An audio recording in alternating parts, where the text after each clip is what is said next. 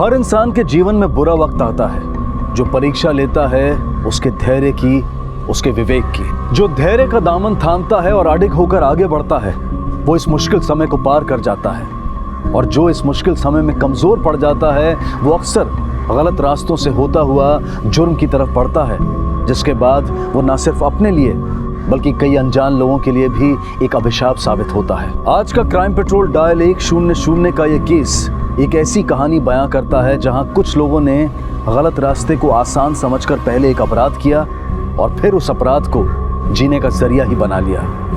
लेकिन उनकी गलती का खामियाजा बहुत से बेगुनाहों को भरना पड़ा।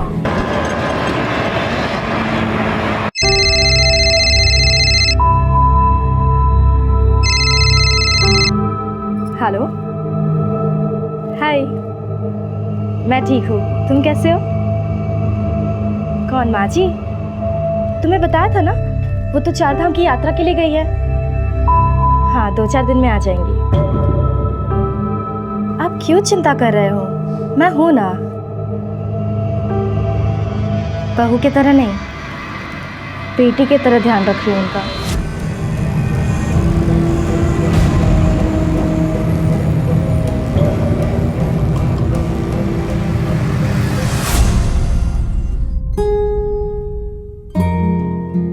चलो यहाँ बैठते हैं, आ जाओ। अरे बैठो तो प्लीज, मुझे प्लीज 2 मिनट के लिए बैठो, 2 मिनट के लिए बैठो ना, प्लीज प्लीज प्लीज, आओ आओ।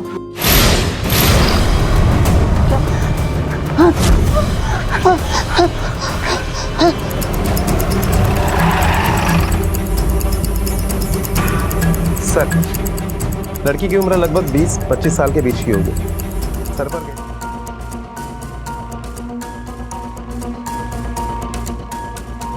सर यही है गाड़ी, अंदर चेक करो।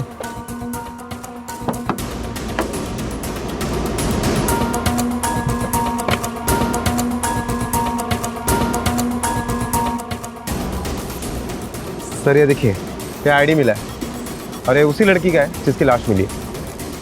डॉक्टर प्रिया राजे, उसके घर वालों को खबर करो।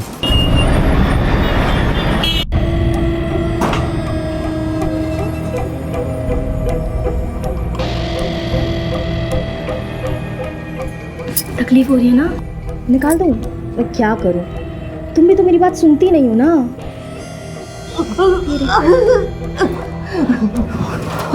आराम से। अच्छा ये देखो, मैं ये पेपर्स लाई हूँ, इसमें ना चुपचाप साइन कर दो, ठीक है?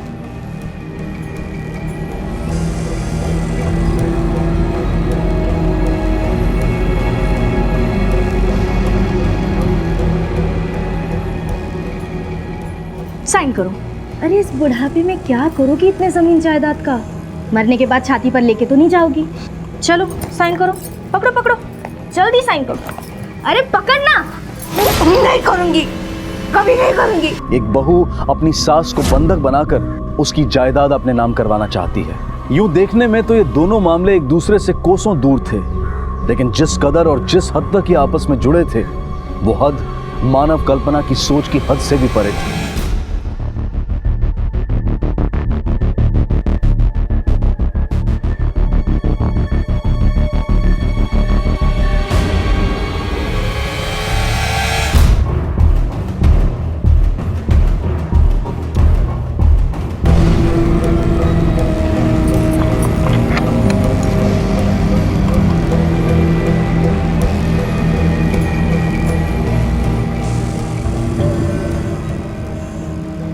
तुझे भूख लगी होगी ना? देख मैं तेरे लिए खाना लाई हूँ।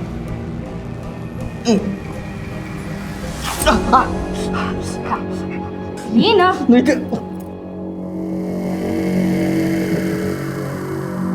प्लीज छड़ दे, मैंने ज्यादा दे मुझे, तुझे रब्बी सोहम। भाई क्या बच्चों वाली बातें कर रहा है? मैं तेनू नहीं छड़ सकती, समझना। नहीं समझना मुझे कुछ, समझी तो नहीं समझना है।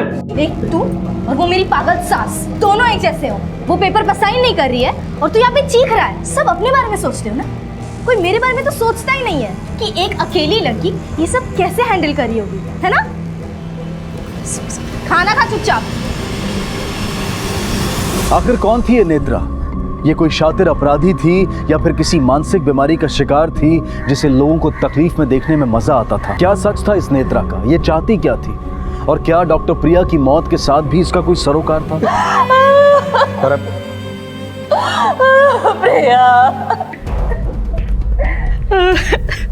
कल आपकी बेटी शादी करने गई थी? नहीं सर। फिर वो दुल्हन के जोड़े में क्यों थी? सर मुझे भी समझ में नहीं आ रहा है कि वो दुल्हन के जोड़े में क्यों थी और वहाँ क्या करने गई थी। कहीं ऐसा तो नहीं कि उसका किसी के साथ अफेयर हो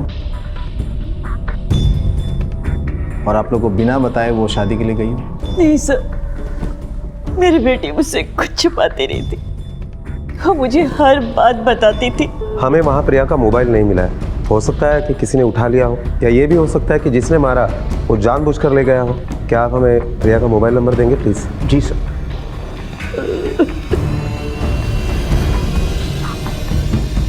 अरे साहब, यहाँ तो सब लड़के लड़कियाँ गलत काम करने ही आते, पर कल मैंने पहली बार किसी लड़की को दुल्हन के वेश में देखा था। कोई आया था उसके साथ? नहीं साहब, अकेली ही थी। उसके आने के पहले या उसके आने के बाद कोई आया था यहाँ पर जिसके ऊपर तुम्हें शक हो, कुछ अजीब लगा हो? नहीं साहब। राणे, रिया के माँ बाप को सच में कुछ नहीं पता है या वो झूठ बोल रहे हैं? बट आई एम श्योर इस लड़की की लाइफ में ज़रूर कोई लड़का था, वरना वो यहाँ क्यों आती, वो भी दुल्हन के लिबास में।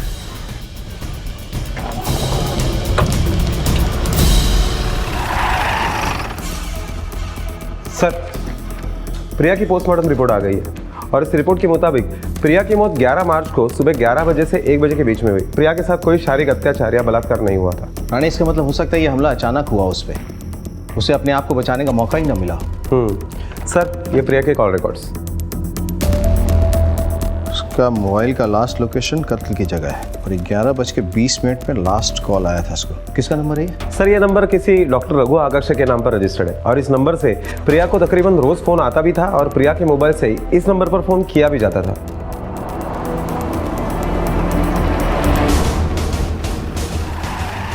आप लोग किसी डॉक्टर रघु आगाशे को जानते हैं? हाँ सर, प्रिया जिस हॉस्पिटल में काम करती थी ये भी वहीं काम करते हैं। डॉक्टर रघु सर्जन है। अच्छा, इन दोनों के बीच में कोई खास रिश्ता था, मतलब दोस्ती या फिर? सर, हम सिर्फ इतना जानते हैं कि वो उसका कलीग था और कुछ नहीं।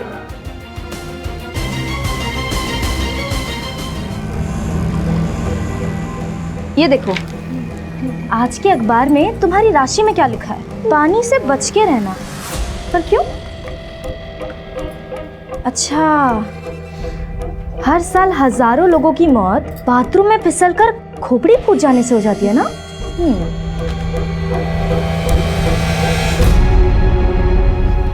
शायद तुम्हारे साथ भी ऐसा हो जाए। काफी आसान मौत होगी ना ऐसे, किसी को पता नहीं चलेगा। अगर मैं तुम्हारी खोपड़ी फोड़ के तुम्हें मार के बाथरूम में डाल दूं तो किसी को पता नहीं चलेगा ना, तुम्हारे बेटे को भी नहीं। वैसे तुम्हारे पास एक रास्ता है, अगर मैंने दिए हुए पेपर्स पे तुम साइन कर दो तो मैं तुम्हें बख्श दूंगी। डील?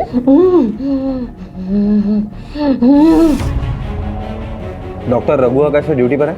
Yes sir. उनसे बोले हम मिलना चाहते हैं। क्या प्रिया का खून हो गया? कमाल है, आपको खबर तक नहीं है कि आपकी दोस्त का कल खून हो गया है। देखिए सर, वो मेरी दोस्त नहीं थी, सिर्फ कलीग थी। इसके अलावा हमारा और कोई रिश्ता नहीं था। रिश्ता तो तब होता ना सर जब दोनों की आपस में बनती, झगड़ा ही चलता रहता था। एक दिन डॉक्टर प्रिया ने डॉक्टर रघु को बहुत बुरी तरह झाड़ा था कि सुधर जाओ। सर, मैं मानता हूँ कि हमारा झगड़ा हुआ था और क्योंकि गलती मेरी थी इसलिए मैंने उससे माफ़ी भी मांग ली थी। सर, उसके बाद सब कुछ नॉर्मल हो गया था। ऊपर से तो सबको नॉर्मल लग रहा था, लेकिन अंदर की बात क्या थी वो हम नहीं जानते। लेकिन अफवाह सुनी थी कि डॉक्टर रघु ने डॉक्टर प्रिया को प्रपोज किया था और डॉक्टर प्रिया ने उन्हें रिजेक्ट कर दिया था। सर, मैंने उसे प्रपोज किया था क्योंकि मैं उसे बहुत पसंद करता था, लेकिन जब उसने मुझे मना कर दिया तो मैंने भी बात को वहीं ख़त्म कर दिया। बात को ख़त्म कर दिया या प्रिया को ही ख़त्म कर दिया? ये आप क्या कह रहे हैं सर? ऐसा थोड़ी ना होता है कि कोई किसी को मना कर दे तो उसे जान से ही मार डालो। सर, मुझे समझ में नहीं आ रहा है कि ये सब में आप लोग मुझे क्यों घसीट रहे हैं। कल जब प्रिया का खून हुआ था, थोड़ी देर पहले तुमने उसे फोन किया था क्यों? सर मैंने उसे इसलिए फ़ोन किया था क्योंकि एक केस में मुझे उसकी ओपिनियन चाहिए थी, लेकिन उसने मुझसे कहा कि वो भी बात नहीं कर सकती। तुम मुझसे बात कर रहे थे, फ़ोन पे किसी और की आवाज़ सुनाई दी थी, मतलब तुम्हें ऐसा लगा कि वहाँ कोई और भी हो सकता? नहीं सर, मैंने इतना ध्यान नहीं दिया।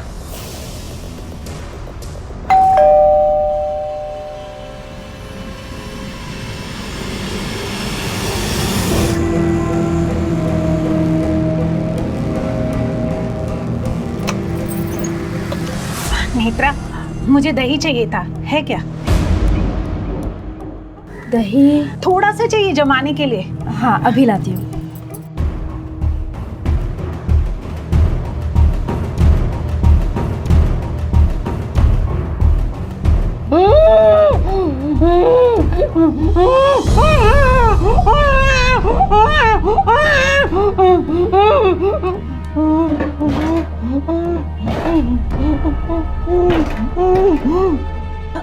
अगर नेत्रा, ये अंदर से आवाज कैसी आ रही है? जैसे वो खिड़की खुली रह जाती है ना, तो कभी कभी बिल्ली आ जाती है, बहुत परेशान करती है। अभी निकालती है उसे। हाँ, जब मौसी कब आ रही है तीरथ से वापस? अगले हफ्ते। अब उन्हें पैसे तो दे दिए थे ना तूने? हाँ, प्रसाद के। हाँ हाँ, दे दिए ना। अच्छा सुन, वो आएंगे ना तो प्रसाद देना मत भूलना। नहीं भूलूंगी।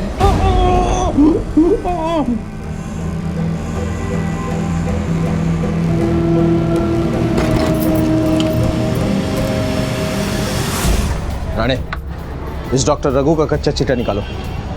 पता करो प्रिया के ना बोलने के बाद इसने चैप्टर वहीं क्लोज कर दिया था या आगे भी इसकी सर्जरी जारी थी। और प्रिया के सोशल नेटवर्क और वर्क प्लेस के जितने भी फ्रेंड्स हैं उनसे पता करो कि डॉक्टर रघु के अलावा भी कोई लाइन में था या ऐसा कोई जिसे प्रिया पसंद करती हो। सर, प्रिया को तो शादी और बॉयफ्रेंड जैसे टॉपिक में कोई इंटरेस्ट ही नहीं था। सर, प्रिया तो शादी को ऐसे अवॉइड करती थी जैसे उसको शादी से कोई एलर्जी हो। मुझे आपकी दुकान के 11 मार्च की रात को 10:22 पर एक लड़की डॉक्टर प्रिया दळवी का कार्ड स्वैप हुआ था, उस वक्त के सीसीटीवी फुटेज चाहिए। तो फॉरवर्ड करना। रात का वक्त है। राणे, ऐसी क्या इमरजेंसी आ गई इस लड़कियों की? रात के वक्त दुकान बंद होने के समय ये शादी का जोड़ा खरीदने गई, वो भी अकेले? सर, साथ जाने का सवाल तो तब उठता जब हमें पता होता कि प्रिया शादी का जोड़ा खरीदने जा रही है। प्रिया के दोस्तों का कहना है कि वो शादी को अवॉइड करती थी। ऐसा क्यों? इसकी कोई खास वजह? कहीं उसका पास्ट ही तो कारण नहीं है इसका? नहीं सर, ऐसा कुछ नहीं था। हम तो खुद चाहते थे कि उसकी शादी हो जाए, फिर उसकी उम्र भी हो गई थी। हमने तो उससे कहा था कि जात धर्म से हमें कोई फर्क नहीं पड़ता, उसकी पसंद ही हमारी पसंद होगी। पता नहीं उसने ऐसा क्यों किया। सर, प्रिया के माँ बाप उसे हर तरह से सपोर्ट कर रहे थे। उसे अपना अफेयर छुपाने की कोई जरूरत नहीं थी, फिर भी उसने अपना अफेयर। राणे, हो सकता है कि छुपाने की वजह उस लड़की के पास ना हो, उसके बॉयफ्रेंड के पास हो। सर, ये डॉक्टर प्रिया के कॉल रिकॉर्ड से जो आपने मंगवाए थे। सर, डॉक्टर प्रिया के कॉल रिकॉर्ड्स हमने दोबारा चेक करवाए। एक हफ्ते पहले प्रिया जिस नंबर पर घंटों बातें किया करती थी वो अभी भी बंद है, इसलिए मैंने उस नंबर के सारे डिटेल्स मंगवाए हैं। कुछ देर में आते ही होंगे।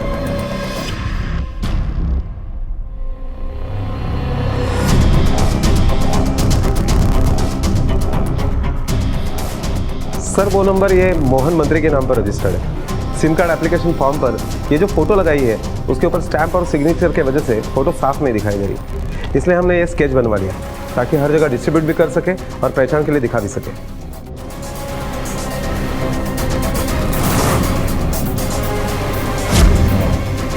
गुड।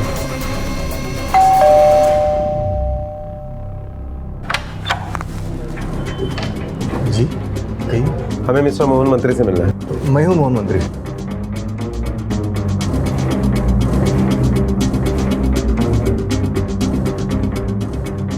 सर, मैंने इस आदमी को पहले कभी देखा नहीं। पता नहीं इसने क्यों और कैसे मेरा नाम और एड्रेस प्रूफ यूज किया। मतलब इसने आपके डॉक्यूमेंट्स पे ये नंबर लिया है?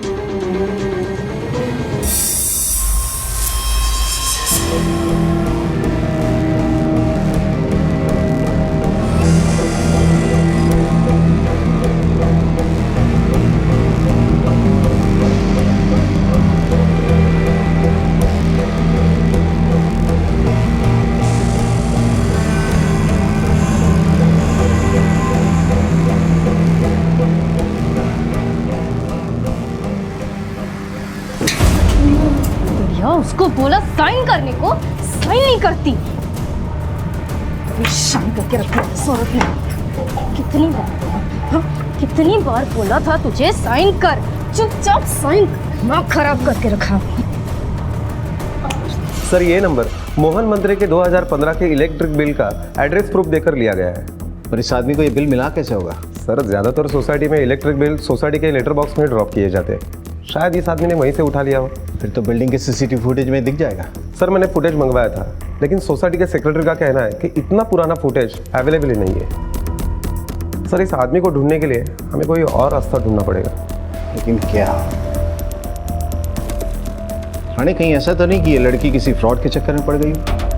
मतलब जो इस तरह की लड़कियों को झांसा देता हो, फंसाता हो। सर प्रिया जैसी पढ़ी लिखी लड़की ऐसे झांसों में कैसे आ सकती है? और प्रिया को रिश्तों की तो कुछ कमी नहीं थी, तो ये उस तक पहुंचा कैसे? रानी अक्सर लोग प्यार में अंधे हो जाते हैं, और प्यार में अंधा होना ये पढ़ाई लिखाई समझदारी से ऊपर की चीज़ है। चलो ये एंगल भी टटोल के देखते हैं, शायद हमें कुछ मिले। नेत्रा प्लीज प्लीज चढ़ दे मुझे। याद कर, मम्मी पापा के गुजरने के बाद मैंने तेरा ध्यान रखा है। मैंने बड़े प्राह की तरह नहीं, पापा की तरह ध्यान रखा है ना तुम्हारा। हाँ, मैंने तुम्हें पाल पोस के बड़ा किया है, और तुम मेरे साथ ऐसा कैसे कर सकती है? हाँ, अरे बड़ा प्राउड तेरा मैं। अरे आज भी मैं तुझसे बहुत प्यार करता हूँ। बिल्कुल चुप। पोस कर बड़ा किया है, इसका मतलब मुझ पे कोई एहसान नहीं किया है, ठीक है? और मैंने भी ना तेरे लिए बहुत कुछ किया, तो एहसान बराबर।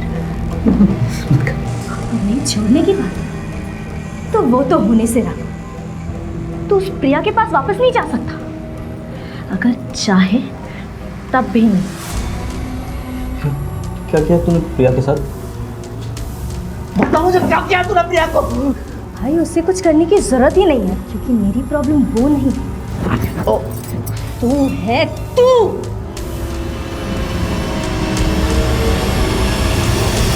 राणे, इस आदमी की तस्वीर महाराष्ट्र के हर पुलिस स्टेशन में भिजवा दो।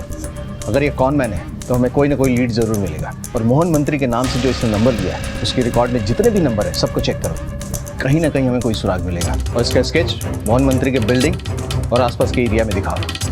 अगर बिल इसने वहाँ से चुराया है तो हो सकता है वो वहीं कहीं रहता हो या किसी ने देखा हो। Okay sir.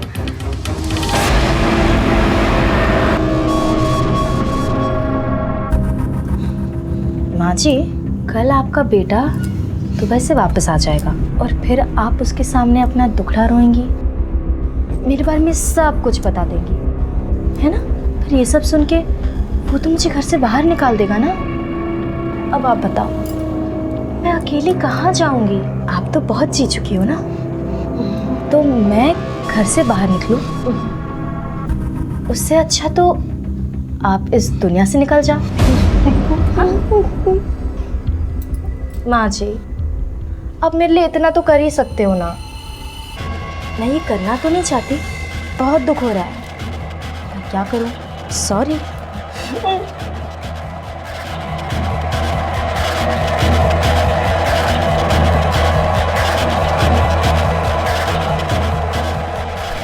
पहचानते हैं इसे?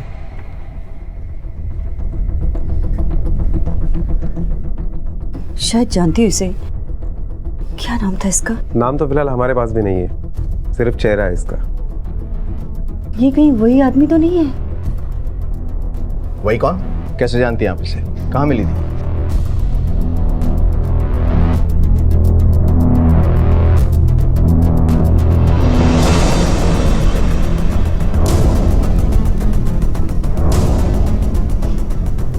सर,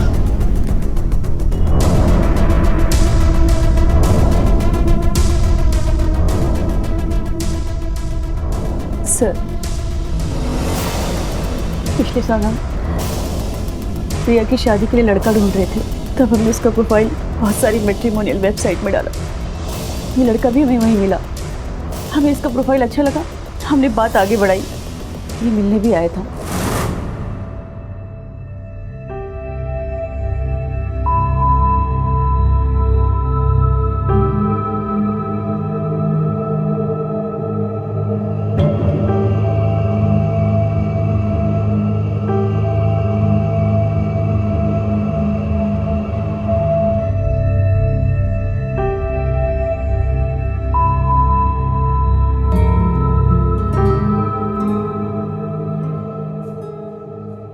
प्रिया को भी लड़का पसंद आ गया था, उसने शादी के लिए हाँ कर दी थी। हम तो खुश हो गए थे कि वो शादी के लिए मान गई है। फिर अचानक 2 महीने बाद पता नहीं क्या हुआ, उसने कहा कि वो शादी नहीं करेगी। आपने वजह जाने की कोशिश नहीं की? बहुत कोशिश की, पर जब भी बात छेड़ते थे तो गुस्सा हो जाती थी, पता ही नहीं चला क्या हुआ। राणे, इस वेबसाइट वाले ऑफिस में कांटेक्ट करो, उस कंप्यूटर का आईपी एड्रेस पता करो जहाँ से ये अकाउंट ऑपरेट करता था। Okay sir.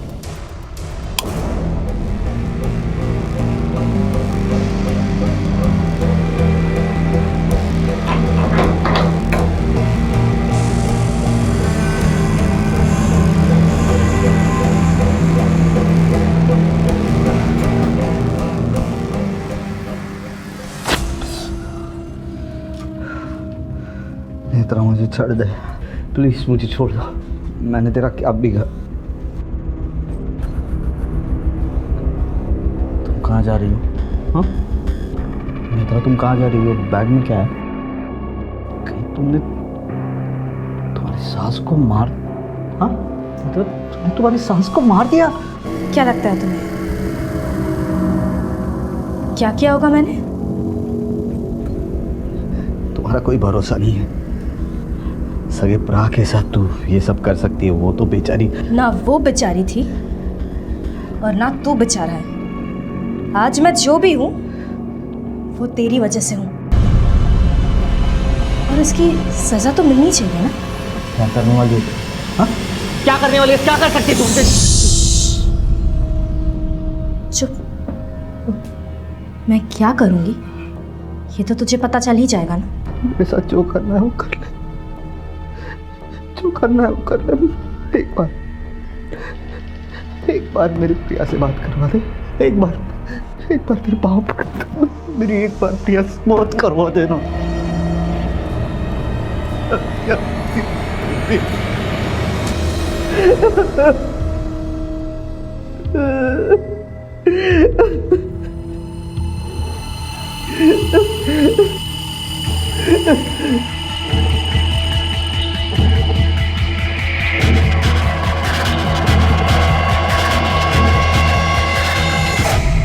बस बस बस बस।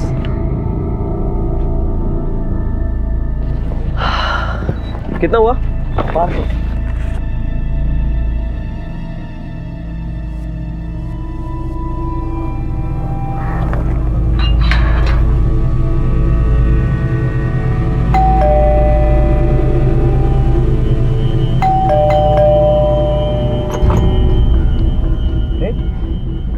घर पर कोई नहीं है क्या? नेत्रा को तो पता था मैं आने वाला हूँ, तो घर लॉक करके कहाँ चले गए लोग? माँ भी नहीं है।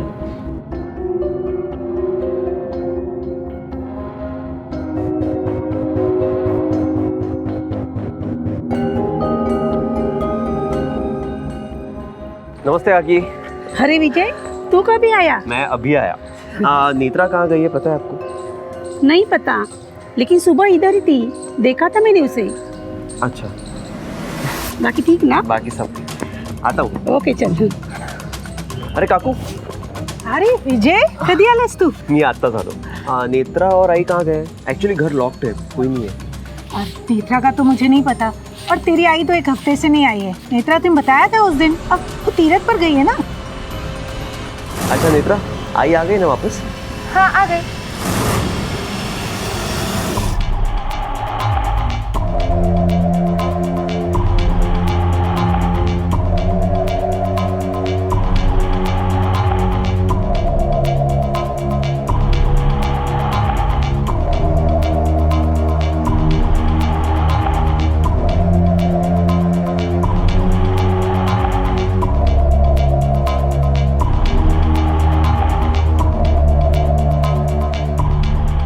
आई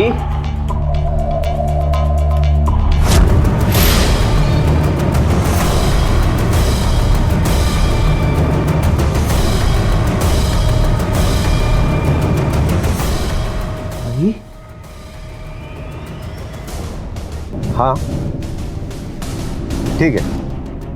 ओके ओके। सर, सुबोध जिस कंप्यूटर से अपना अकाउंट ऑपरेट करता था उसका आईपी एड्रेस मिल गया है। कहाँ का एड्रेस है? सर सोहम कॉलोनी दादर।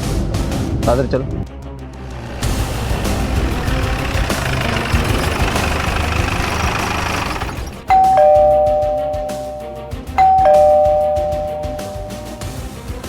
इसे पहचानती है? ये तो मेरे पति है, सुबोध।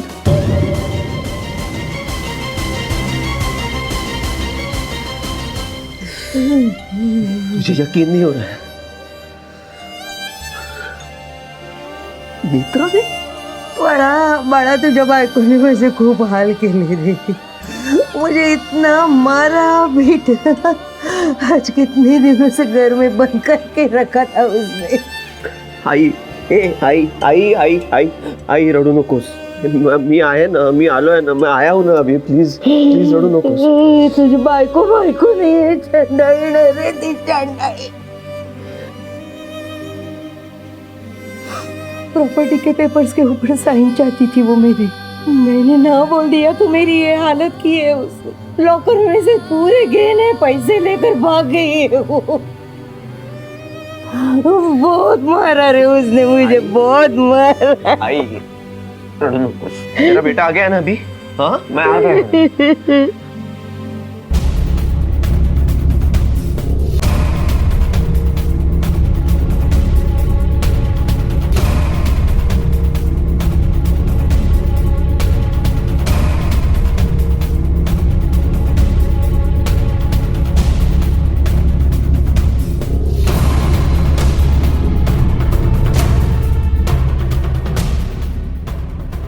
कहाँ है तुम्हारा पति?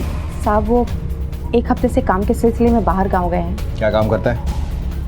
मालूम नहीं साहब, उन्होंने कभी बताया नहीं। लेकिन अक्सर वो गांव और आदिवासी इलाकों में जाते रहते हैं। कई बार तो उनका फ़ोन भी नहीं लगता है। पर आप उनके बारे में क्यों पूछ रहे हैं? इसे पहचानती हो? नहीं साहब, कौन है ये और इसका मेरे पति के साथ क्या लेना देना? कहीं आप? हाँ सर, अतोस लैपटॉप है जिससे वो अपने मैट्रिमोनियल साइट ऑपरेट करता था। आपको शायद पता नहीं, लेकिन आपका पति बहुरूपिया है। हो ही नहीं सकता साहब, आपको ज़रूर कोई गलतफहमी। दुआ करो कि तुम्हारी बात सच है, वरना बहुत बुरी तरीके से फंसने वाला है। सर नेत्रा मुझे एक मैट्रिमोनी साइट पर मिली थी। कुछ मुलाकातों के बाद हम एक दूसरे को पसंद करने लगे और लगा कि सब कुछ ठीक है, इसलिए हमने शादी कर ली। शादी को कितना टाइम हुआ? सर शादी को 7 महीने हुए। एक्चुअली मैं एक डिवोर्सी हूँ, और जब नेत्रा जैसी अनमैरिड सुंदर लड़की मुझे मिली तो मैंने सोचा कि मैं बहुत लकी हूँ। उसके फैमिली में कौन कौन है? सर उसकी फैमिली में सिर्फ उसका एक भाई है। नाम? उसका नाम है सुबोध। सुबोध? एड्रेस है उसका? हाँ सर, एड्रेस और नंबर दोनों है मेरे पास। सुबोध का एड्रेस और फ़ोन नंबर दोनों नोट करो।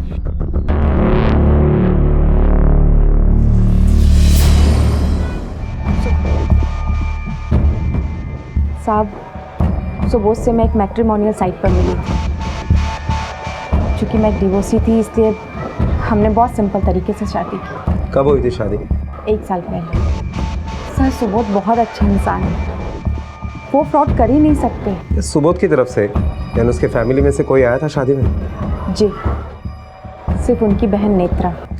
ये नेत्रा का मोबाइल नंबर या एड्रेस है आपके पास? जी।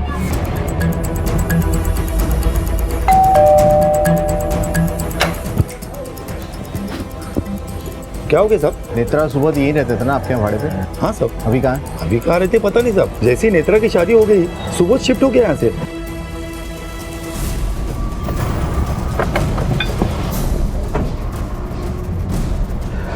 या तो ताला बंद है। लाने तोड़ दो ताला।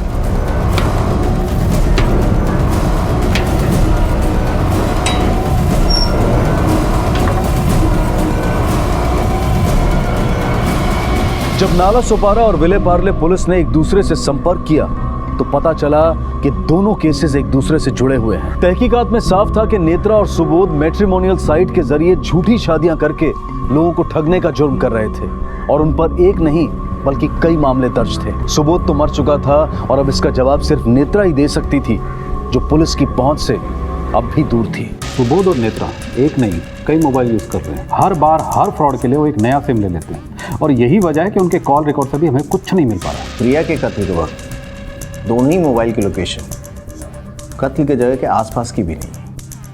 ये भी हो सकता है कि जानबूझकर दोनों मोबाइल कत्ल की जगह से दूर रखे गए। इसका जवाब तो सिर्फ नेत्रा ही दे सकती है।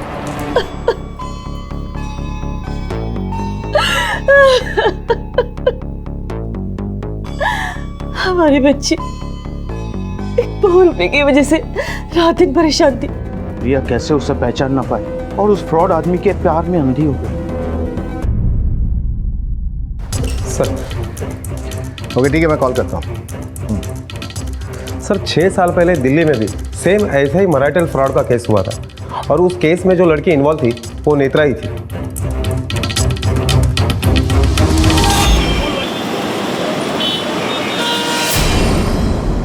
छह साल पहले शादी हुई थी जी, यही थी वो कमीनी। देखिए अरे मेरी तो मत मारी गई थी जो मैं पहचान नहीं सका उस वक्त इसको। आप तो आज बता रहे हो ना, मैं उसको तभी समझ गया था जब ये मेरे बेटे को मार के सारे कैश वैश सारा गहने लेके भाग गई थी। आपने पुलिस कंप्लेंट की थी? हाँ जी, पुलिस कंप्लेंट तो की थी हमने, पर उनके हाथ लगी नहीं, पता नहीं कहाँ गायब हो गई थी। क्या नाम था इस लड़की का?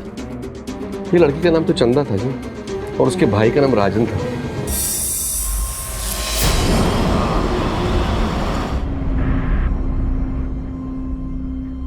लो लस्सी पियो। शुक्रिया।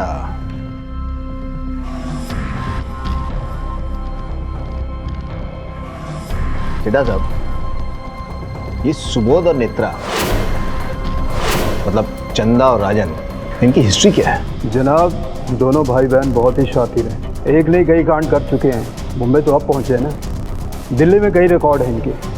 जनाब दोनों अनाथ हैं। जब से चोरी चकारी शुरू की, भाई की उम्र वही 16 साल की होगी और बहन 12 साल की।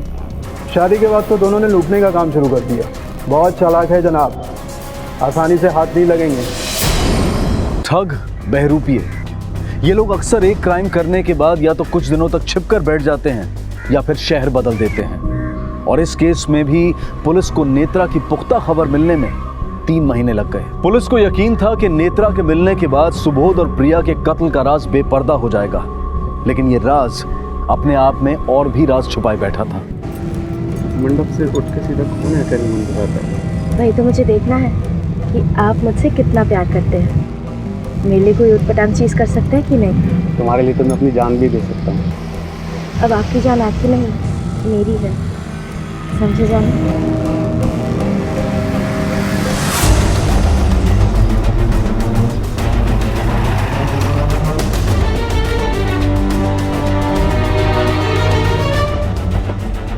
चलो तुम्हें तुम्हारे असली ससुराल लेके चलते हैं। मालिक मैडम क्या हिला यार, तेलावट। मैंने प्रिया को कुछ नहीं किया सर। हाँ, लेकिन सुबोध को मैंने ही मारा। उसने मेरा घर तोड़ दिया। अच्छी खासी शादी करके सेटल हो गई थी मैं, लेकिन सुबोध ने कहा हमारे गांव में हम शादी नहीं कर सकते, घर नहीं बसा सकते। पर मैंने उसकी नहीं मानी। उसने मेरे पति को मार डाला और मुझे वहां से भागना पड़ा। तब से लेके अब तक मैं उसी के इशारों पे नाचती रही। उसने जो कहा मैंने सब किया। फिर जब उसे प्रिया मिली, उसे प्रिया से प्यार हो गया। वो ये धंधा छोड़ के घर बसाना चाहता था। सर अगर उसने मेरा घर नहीं बसने दिया तो मैं उसका घर कैसे बसने देती? छोड़ दे मुझे, छोड़ दे, मैं कर रहा हूँ, माफ कर दे मुझे। छोड़ छोड़ छोड़ छोड़। जा, छोड़ दिया तुझे। तूने मुझ पे तरस नहीं खाया था, मगर मैं तेरे जैसी नहीं हूँ। भाई है तू मेरा, नहीं मार सकती मैं तुझे। आज से तू अपने रास्ते और मैं अपने रास्ते। अगर मैं उससे नहीं मारती तो वो मुझे मार देता सर।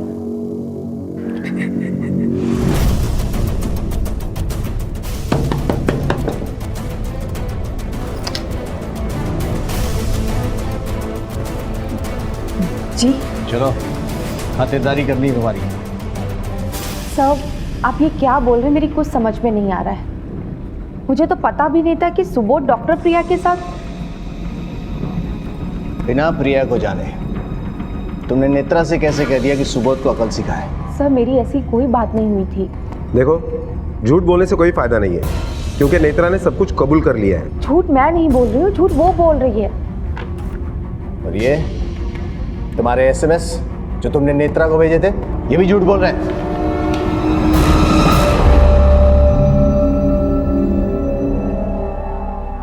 सब सुबोध से शादी करके मैं बहुत खुश थी। उतना लाइफ में कभी नहीं हुई। सुबोध मेरे बच्चे को अपने बाप की तरह प्यार करता था। सब कुछ बहुत अच्छा चल रहा था, लेकिन एक दिन वो डॉक्टर प्रिया हमारी लाइफ में आ गई। सब कुछ धीरे धीरे बदलने लगा। फिर नेत्रा ने भी मेरी मदद करने से इनकार कर दिया। उसके बाद मैंने अपनी शादी खुद बचाने की ठान ली। और एक दिन अभी तो तुम्हें यकीन हो गया होगा कि बच्चा मेरा नहीं है, कल्पना का है।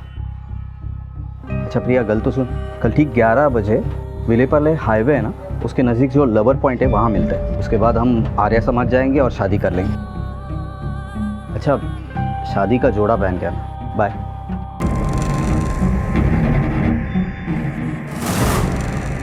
ये शादी मुझे किसी भी हाल में रोकनी थी, इसीलिए सुबोध के वहाँ पहुँचने से पहले मैं वहाँ पहुँच गई। प्रिया, हाँ जानती हो ना तुम कि सुबोध शादीशुदा है, हमारा एक बच्चा है। उसके बाद भी तुम। वो सुबोध का बच्चा नहीं, सिर्फ तुम्हारा बच्चा है। और सुबोध तुमसे नहीं, मुझसे प्यार करता है। मैं सुबोध की जिंदगी में किसी और को बर्दाश्त भी नहीं कर सकती। उसका तो मैं कुछ नहीं बिगाड़ सकती, लेकिन तुम्हें। एक आदमी जो किसी के साथ वफादार नहीं था, तुमने कैसे मान लिया कि किसी की जान लेने के बाद वो ईमानदार और शरीफ हो जाएगा? एक धोखेबाज आदमी के चक्कर में दो अच्छे खासे खुशहाल औरतों ने अपनी जिंदगी तबाह कर ली। कल्पना को डॉक्टर प्रिया के कत्ल के लिए और नेत्रा को चोरी और सुबोध के कत्ल के साथ साथ उसके पहले के मामलों के लिए भी गिरफ्तार किया गया है। जब किसी चीज को पाने के लिए अपने आप को सफाई देनी पड़े, कदम आगे बढ़ रहे हों लेकिन अंतरात्मा उन्हें पीछे खींचती रहे, तो समझ जाना चाहिए कि यह रास्ता और यह चाहत गलत हो सकते हैं। इसी विचार के साथ अब मैं अनूप सोनी आपसे विदा लेता हूं। फिर मुलाकात होगी अगले एपिसोड में एक और चौंका देने वाले केस के साथ। तब तक अपना और अपने परिवार का ख्याल रखें और देखते रहें क्राइम पेट्रोल डायल 100। सबक एक को सीख हम सबको। जय Hind. If you want to enjoy more Desi crime content like this, please subscribe to our channel and click the bell icon. Stay connected with us.